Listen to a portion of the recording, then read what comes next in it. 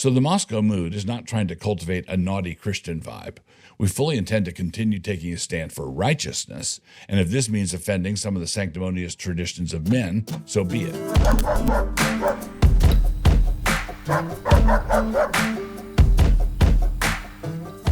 Introduction. I believe that a number of people, if asked about the Moscow mood, would describe it as a devil-may-care attitude coupled with a satiric bite.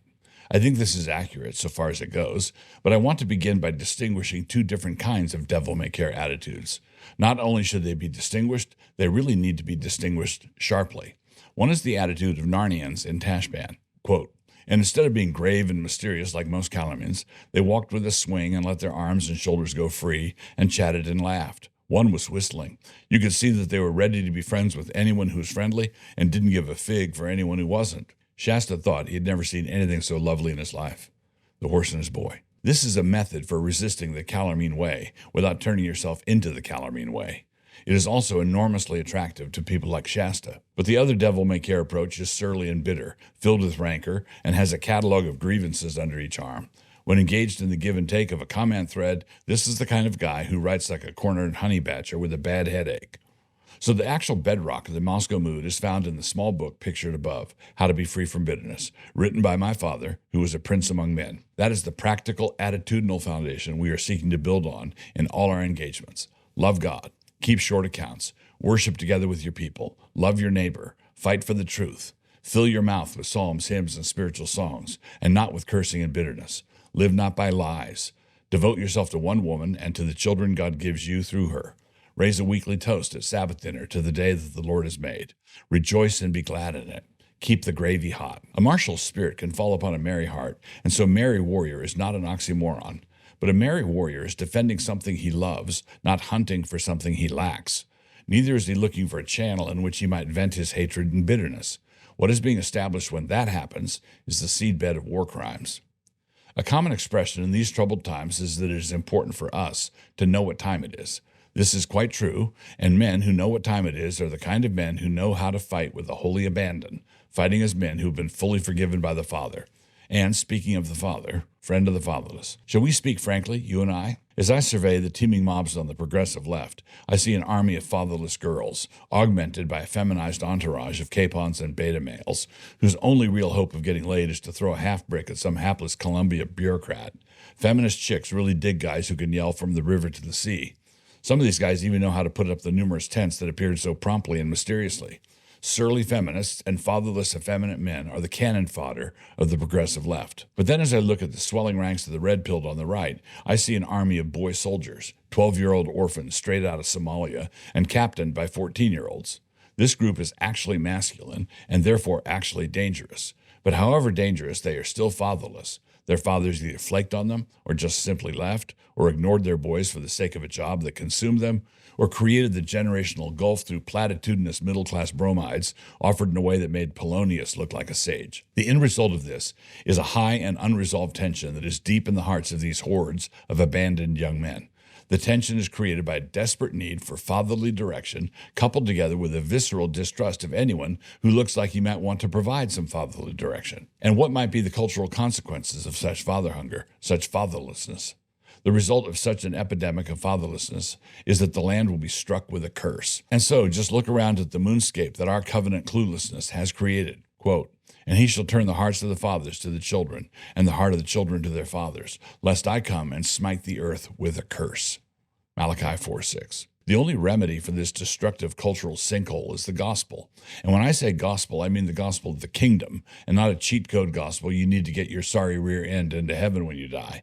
When the gospel is preached in its fullness, it is a message that bids fair to restore families, villages, towns, cultures, nations, and empires.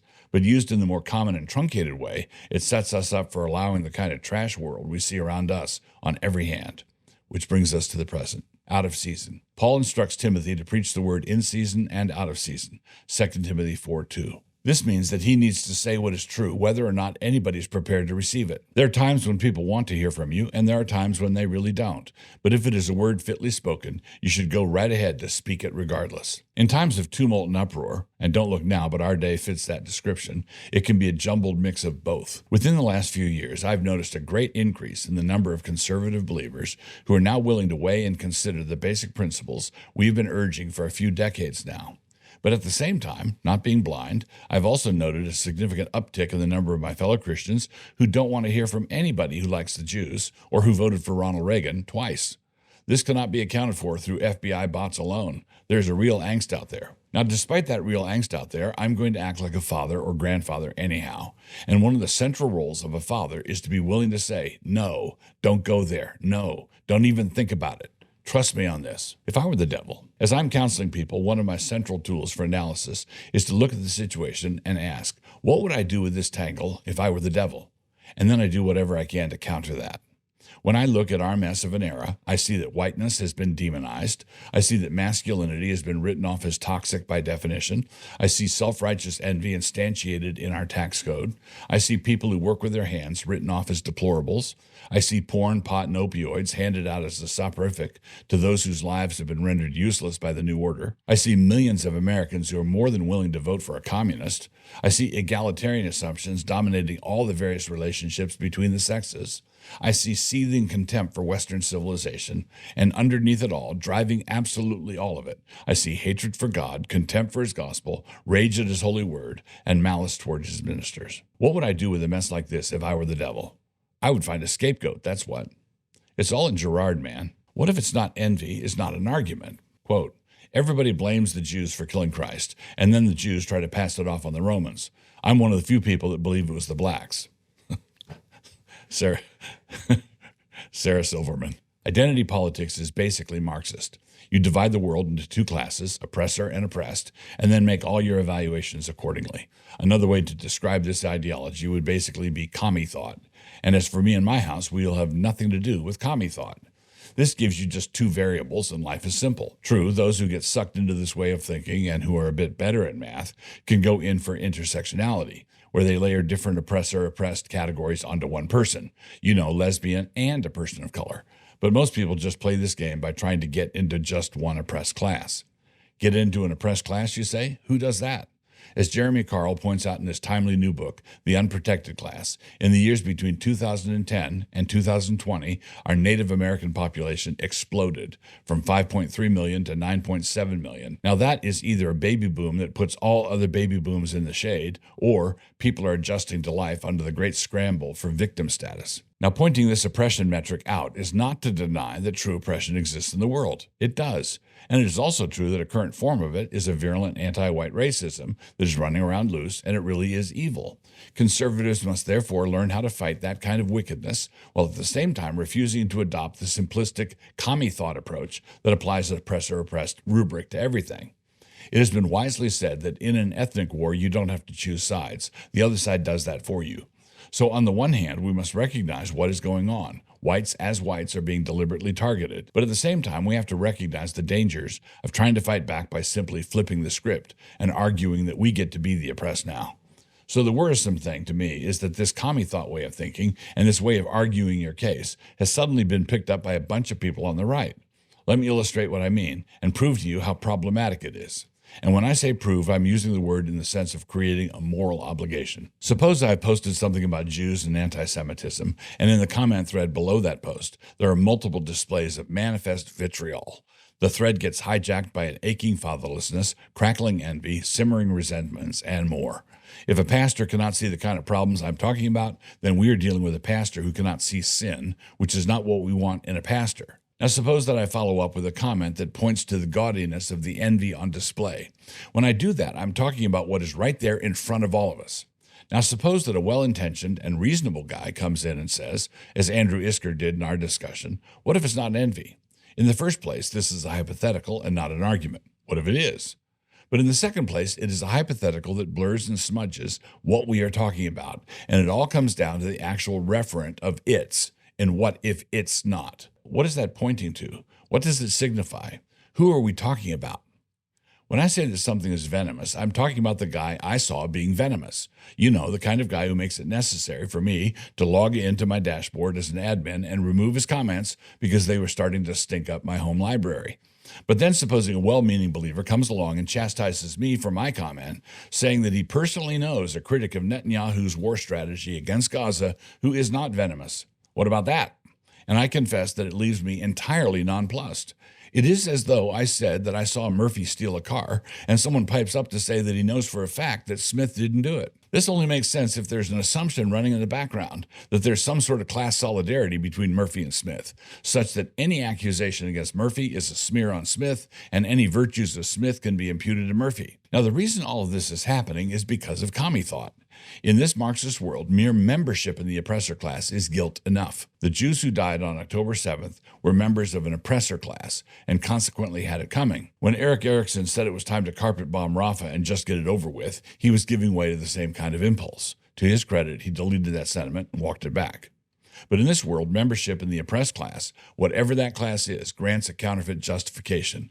It is always vindication enough. You can see these classes start to take shape when justifications are offered for the most outrageous behavior, or even when the justifications are used to surreptitiously rope in the offenders at the margins. I know it can be challenging and difficult because wars tend toward the binary. You generally don't find yourself on the battlefield with 17 different factions, and with each one of them fighting with a different combo of opposing factions, where this group fights those 7 and not the other 9, and the second group is fighting with just 2 and not with 14, and so on. Like I said, that doesn't usually happen. It almost always comes down to 2 sides, and some of the people on your side can be pretty unsavory. Can't be helped, I suppose, but at least we should be clear about it and about where we stand. And so let me explain what we are trying to do about all of this in the meantime. Joy in the fight. I've noticed that when I emphasize such things, a common response is to charge us with waffling, shrinking back, or somehow telegraphing an unwillingness to engage with the foe. No, it is just the reverse, actually. The joy of the Lord is our strength, Nehemiah 8:10. And the thing about bitterness is that it robs us of our joy. In a believer's life, this kind of complaining spirit is an enervating sin, Psalm 73. We are maintaining the truth of the gospel, and remember that it is the gospel of the kingdom. And what can we say about the kingdom? For the kingdom of God is not meat and drink, but righteousness and peace and joy in the Holy Ghost, Romans 14:17. So the Moscow mood is not trying to cultivate a naughty Christian vibe. We fully intend to continue taking a stand for righteousness, and if this means offending some of the sanctimonious traditions of men, so be it. We are willing to tweak the traditions of men, the bigotries of men, the petty jealousies of men, and the turf battles of men. But we do nevertheless want to be approved by God, 2 Timothy 2:15. We don't want to fight in his battles, or even die fighting in his battles, only to be found at the end to be castaways. 1 Corinthians 9:27. So the fight is inevitable, and the first order of business is that, when it arrives, to make sure we fight like Christians. This apparently makes some people think that we're using piety as a cloak for pusillanimity. Let them think that. But it was the Lord Jesus who told us to love our enemies, Luke 6:27. And I think if we are loving our enemies, there ought to be some indication of it. Theoreticians of just war distinguish between 2 different questions, jus ad bellum and jus in bello. The first has to do with the justice of getting into the conflict in the first place. The second has to do with our conduct in the war once it has started. When it comes to this spiritual conflict we are in, we cannot use our loyalty to Christ as the reason for being in the war, and then blithely disregard his marching orders for us regarding our conduct in the war. If Nick Fuentes thinks that Christ is king, he really ought to pay closer attention to what the king has commanded all of his followers to do. So as we take to the field of battle, we fully expect the smoke of battle to swirl around us. That's as may be. Just make sure that this acrid smoke of battle isn't floating around in your brain or soul or heart. Here in the panhandle of Idaho, we have long called our enclave Sherwood Forest, but there's another piece to it. If you really want to join us as we fight with the commies of Nottingham while hunting the king's deer on the side, you are most welcome. Come, join us. But you need to be merry, not sullen, not bitter, not sour. This is a band of merry men, and we intend to keep it like that. That's the life I want. I want to be 70 and have 18 grandchildren. Let's go!